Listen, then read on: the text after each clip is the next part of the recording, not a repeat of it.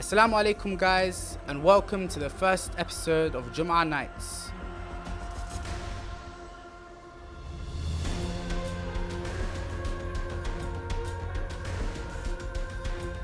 So why is the episode called Jumah Nights? As we all know, at the end of the week, Jum'ah is a time for reflection. Jum'ah night is where you sit down, you either go to the mosque or you go to the Husayniyah, or you sit at home and you read Yasin, you reflect on how the week has gone. So we're here to add a bit more to that reflection.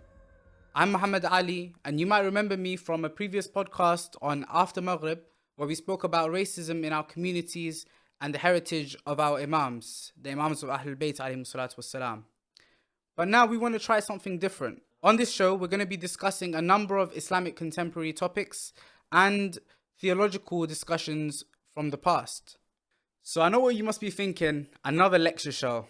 And who's this guy on the screen talking to us? So on this show, we want to talk about things that are affecting you and me on a daily basis. But what I want to do is I want to form a relationship with you. I want to engage with you, and I want to know exactly what it is that is bothering you in your day-to-day life. So make sure that you're engaging with the show so we know what we need to cover. What I'm here to do is I'm here to learn with you. I've been on my own religious journey. When I was growing up, I had a lot of different people. I was listening to a whole load of different people saying different things. In my community, we have what is called the mainstream, what everybody's on. But when you're growing up in this community and you've got your questions, you go online, you go to listen to a few different sheikhs from different backgrounds, and you're finding all sorts of different answers to all sorts of different questions that you have. And this is something that I went through when I was 13 to 14 years old. I've gone online, I've seen that there's people from all sorts of different sects saying a whole load of different stuff. And in our communities, the Shi'a communities, it wasn't much different. So what I'm here to do is not here to tell you to follow that guy or follow this guy. But what I'm trying to do is to ensure that we can actually learn together, engage with the literature of Ahlul Bayt alayhi salatu wassalam, and try and answer some questions that some of us may have. So as you can probably tell, I've been on my own journey. I've been doing my own self-learning to ensure that I have some level of understanding of the literature and the classical texts and what our scholars have said from the past. But what I want to do now is I want to share that experience with you and go on that journey with you, where we can actually go on this journey together and pick up these pieces of literature and see what we learn. So what we're going to do is we're going to have two sections of the show. The first section is going to be a series where we'll be starting next week talking about Imam al-Hujjah. Quite a vast topic, but we're going to be choosing 3 specific titles that we're going to discuss in some detail. In the second section, we're going to be dealing with contemporary issues, things like wokeism, what's going on with all these movements that we see, BLM, you've got Andrew Tate, the blue pill, red pill movement. We're going to be discussing all of those things. We're going to be discussing struggles that you might be having in your families, with your parents, growing up as a child in this generation in the West. We're going to be talking about Hajj, right? Why is Hajj so expensive now? Are we giving Hajj the importance that we need to do in our communities? Are we giving Ziyarah more importance than Hajj? We're going to be having a whole load of different discussions. We're going to be engaging with you and ensuring that we cover all the topics that you want us to cover. So some of you might already know me from Twitter. I'm obviously very active online, but those of you who don't, we've already had some questions sent in that we can go through so we can learn a bit more about who I am, and let's get straight into it. How many languages do I understand? So we're looking at between 6 to 7 if we're counting Hindi and Urdu as 2 different languages. So we've got English, we've got Swahili, Somali, Hindi, Urdu, Kutchi, and Arabic. So that's my 7 languages, and that's usually the fact that I start off with when people ask me to tell them a fact about myself, like I speak so many languages. The first reason for why I speak so many languages is because of my mixed heritage. So obviously being from a Khoja background and also having a Somali background, my family are speaking a whole load of languages. I've been growing up around these languages, so I was forced to learn them. Most of these languages I never actually went to learn, but I grew up around. So, for example, my parents speak Swahili. My uncles speak to my dad in Somali. Obviously, living in UK, I know English. The only one that I've really kind of gone out of my way for is learning Arabic. So, obviously, my Arabic isn't still yet perfect, but I've done some courses online. I've done a lot of self-learning so that I can understand some of these books. It is actually my passion for the religion and wanting to learn more that has really um, inspired me to learn Arabic. And right now, I'm actually working on an eighth language, which is Farsi, but I don't think we've quite got there yet. So, what's my favorite hadith?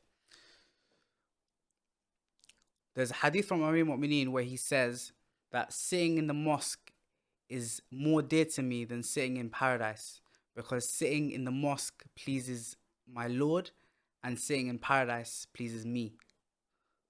That's my favorite hadith by Amir Mu'mineen, because it shows that his love is for his connection with God, and that he doesn't actually want to gain anything out of it except that connection with God. Which is my favorite city to visit worldwide? This is, I think this was probably the easiest question I've had so far. It's obviously going to be Karbala in Iraq.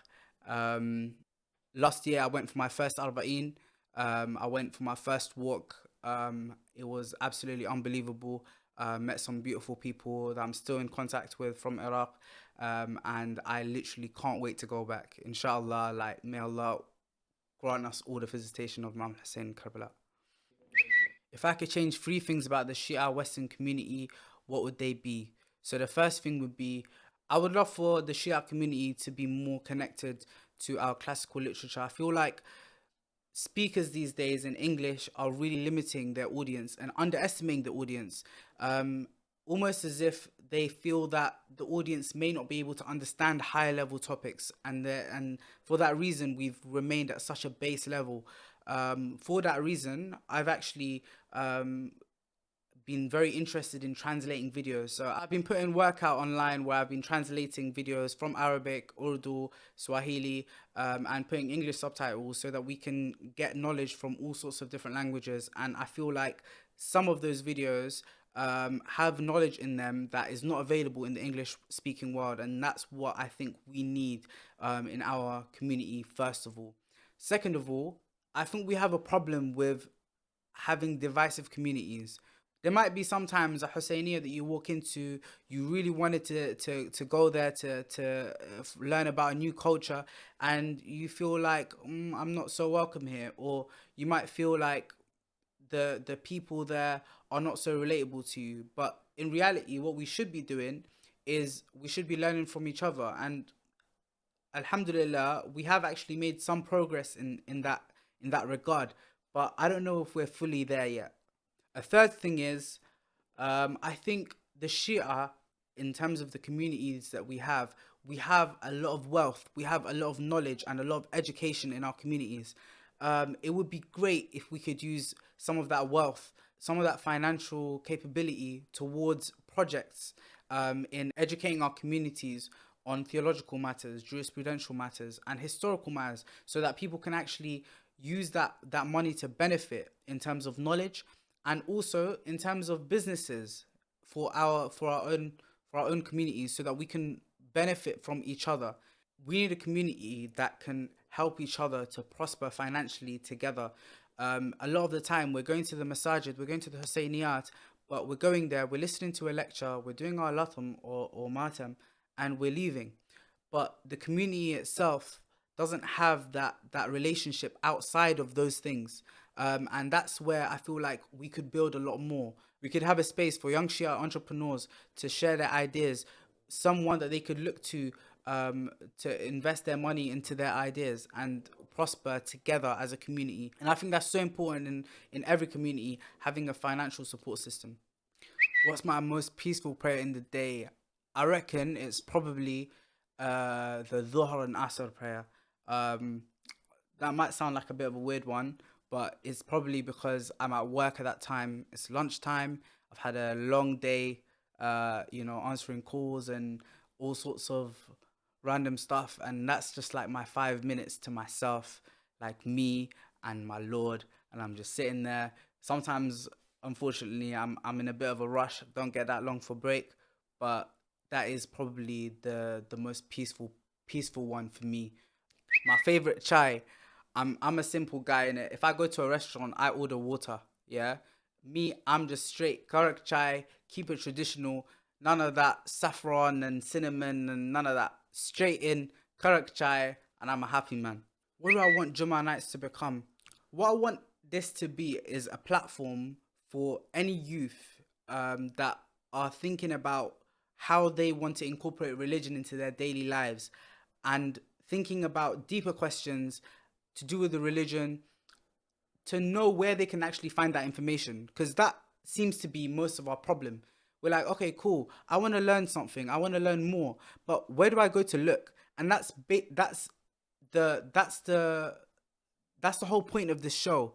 A lot of these topics, they're not going to be covered in 12 minutes. They're not going to be covered in 25 minutes or however long we have.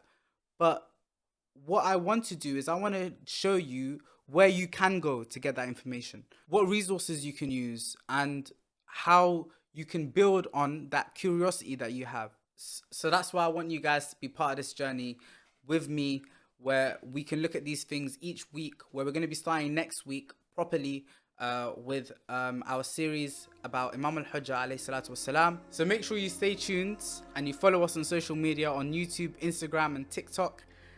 I'll see you next week, inshallah. Assalamu alaikum wa rahmatullahi wa barakatuh.